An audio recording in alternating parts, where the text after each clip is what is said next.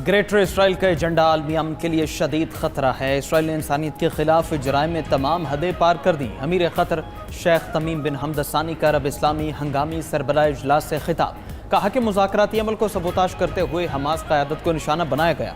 यरगमालियों की पुरअमन रिहाई के तमाम इसराइली दावे झूठे हैं। आलमी बरादरी को दोहरा मयार तर्क करना होगा। तुर्क सदर रजब तय्यिब एर्दोगान ने कहा कि इसराइली जारहियत मशरिक़ वस्ता और आलमी अमन के लिए शदीद खतरा है। इसराइल का मकसद खित्ते को अफरा तफरी की तरफ घसीटना है। इसराइल समझता है उसे कोई नहीं पूछ सकता। खुली जारहियत और जराइम पर सेहूनी हुकूमत को मजीद रियायत नहीं दी जा सकती। इसराइली हुकाम को इंसाफ के कटहरे में लाना चाहिए। ईरानी सदर मसूद पज़ेश्कियान बोले, इसराइली हमलों की जिम्मेदार आलमी बरादरी है। इसराइली जारहियत का मिलकर मुकाबला करना होगा।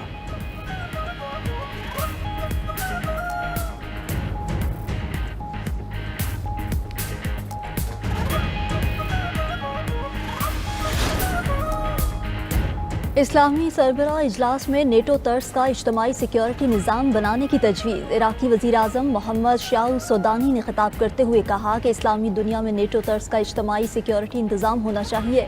एक मुस्लिम मुल्क पर हमला, तमाम ममालिक पर हमला तसव्वुर किया जाए। इराक़ी वज़ीर आज़म ने मुश्तरका अरब और इस्लामी कमेटी बनाने की तजवीज़ दे दी। कमेटी सलामती कौंसिल और आलमी इदारों के सामने हमारा मौक़िफ़ पेश करे। मिस्री सदर अब्दुल फत्ताह अल सीसी बोले कि इसराइल ने तमाम रेड लाइन ज़बूर कर ली हैं।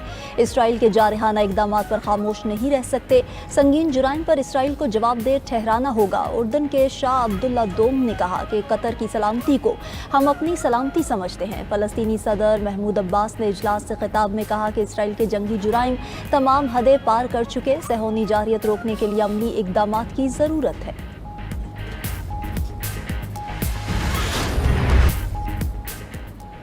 पंजाब में दरिया चिनाब और सतलुज की तबाहकारियां। जलालपुर पीरवाला के मकाम पर मोटरवे M5 में शिगाफ पड़ गया। M5 मोटरवे ट्रैफिक के लिए बंद, पत्थर डालकर शिगाफ भरने की कोशिशें। जलालपुर पीरवाला और शुजाबाद के मजीद दर्जनों इलाके ज़रियाब।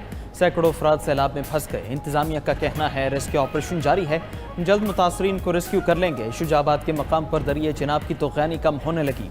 शुजाबाद से इस वक्त 2 लाख क्यूसेक का सैलाबी रैला गुजर रहा है। गर्देशपुर, बंगाला धोंदो, रुकनहट्टी के इलाके ताहाल ज़रियाब।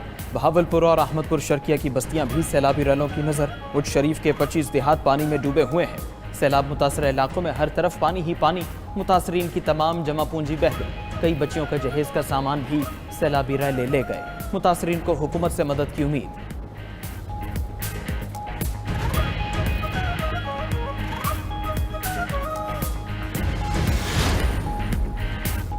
दरियाए सिंध के बैराजों में पानी की आमद में मुसलसल इजाफा। दरियाए सिंध में गुड्डू, सखर और कोटरी बैराज पर पानी की आमद बढ़ने लगी। गुड्डू बैराज पर ऊंचे दर्जे का सैलाब, पानी का बहाव बढ़कर 6,35,000 क्यूसेक रिकॉर्ड। सखर बैराज पर पानी की आमद 5,06,000 क्यूसेक हो गई।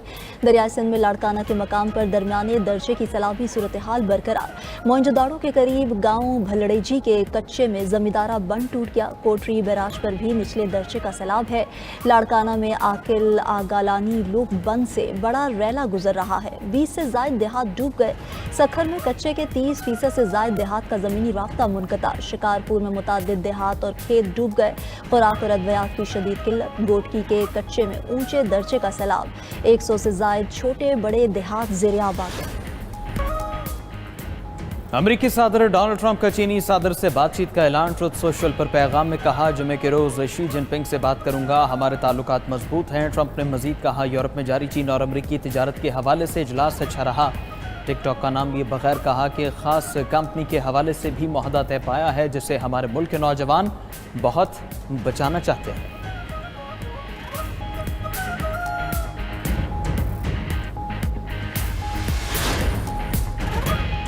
फिलिपाइन के दारुल हुकूमत मनीला की झोंपड़ियों में आग लग गई। 1100 से ज़ायद खानदान बेघर। आग के शोले तंग गलियों में तेज़ी से फैल गए। फायर ब्रिगेड और रेस्क्यू एहलकार ने 10 घंटे की जद्दोजहद के बाद आग पर काबू पाया।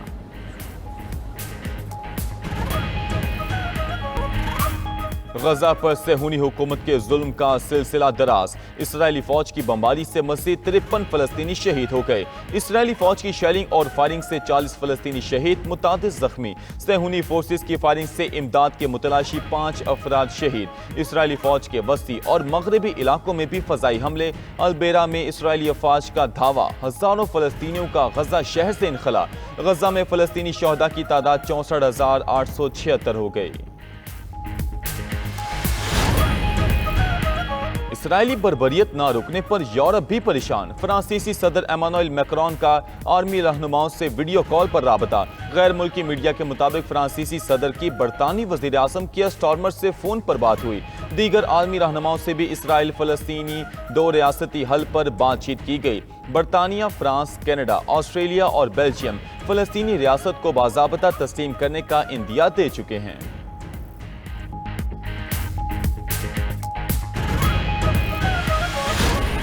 امریکی صدر ٹرمپ کی حماس کو ایک بار پھر سخت نتائج کی دھمکی۔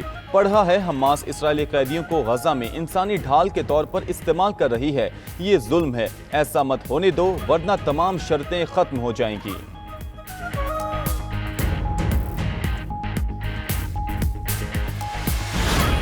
بلوچستان کے علاقے شیر باندی کیچ میں سیکیورٹی فورسز کی گاڑی کے قریب IED دھماکہ، پاک فوج کے 5 جوان شہید۔ ISPR کے مطابق شہداء میں کیپٹن وقار احمد، نائک عصمت اللہ، لانس نائک جنید احمد، لانس نائک خان محمد، سپاہی محمد ظہور شامل۔ سیکیورٹی فورسز کی جوابی کارروائی میں 5 دہشت گرد ہلاک۔ شہداء کی قربانیاں پاک فوج اور قوم کے عزم کو مضبوط کرتی ہیں۔ پاک فوج دہشت گردی کے خاتمے کے لیے پرعزم ہے۔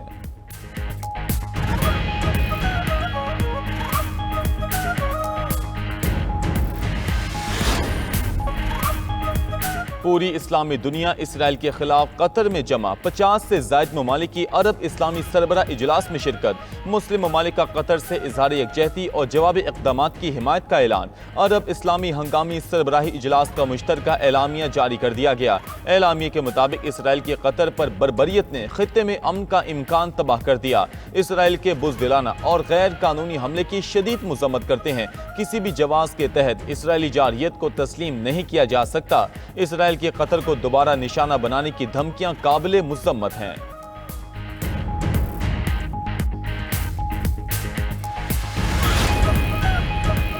اسرائیل قطر پر دوبارہ حملہ نہیں کرے گا۔ مشرق وسطی میں امن کے لیے کام کرنے پر مجھے ایوارڈ ملنا چاہیے۔ امریکی صدر ڈونلڈ ٹرمپ کی میڈیا سے گفتگو۔ انٹرنیٹ کے ذریعے نوجوانوں کا برین واش کیا جا رہا ہے۔ چارلی کرک کے قاتل کا بائیں بازو کے شدت پسندوں نے ذہن بدلا۔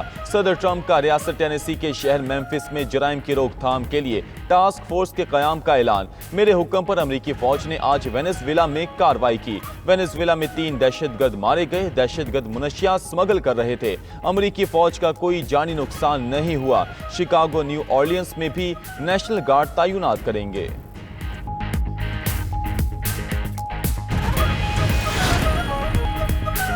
برطانوی حکومت نے اسرائیل کو Royal college of defence studies میں شرکت سے روک دیا ہے۔ وزارت دفاع کے مطابق غزہ میں اسرائیلی کارروائیاں بین الاقوامی انسانی قانون کے منافی ہیں، اس لیے اسرائیلیوں کو Royal college of defence studies میں داخلہ نہیں دیا جائے گا۔ برطانیہ نے فوری جنگ بندی، یرغمالیوں کی واپسی اور غزہ میں امداد بڑھانے کا مطالبہ کیا ہے۔